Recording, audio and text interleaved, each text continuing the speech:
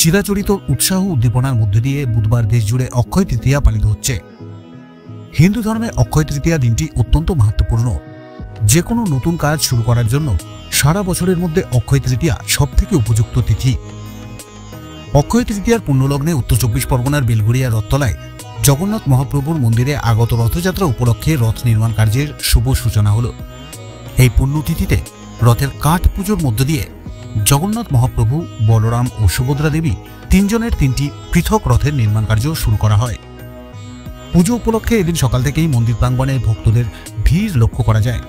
ঐতিহ্য ও পরম্পরা মেনে এদিন জগন্নাথ দেব, বলভদ্র এবং সুভদ্রা দেবীর কাষ্ঠ অঙ্গে চন্দন আবৃত করা হয়। নীলাচলের মহাপ্রভু তথা পুরীর মন্দিরের নিয়ম অনুসারে এই মন্দিরে যথাযথ ভক্তি ও নিষ্ঠার সাথে রথের কাঠ পুজো এবং চন্দন যাত্রার প্রচলন রয়েছে। আগামী 27শে জুন এই বছরের রথযাত্রা পালিত হতে চলেছে।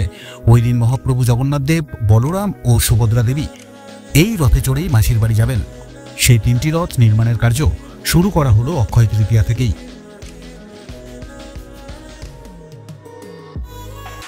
ব্যুরো রিপোর্ট, আজকের সংবাদ।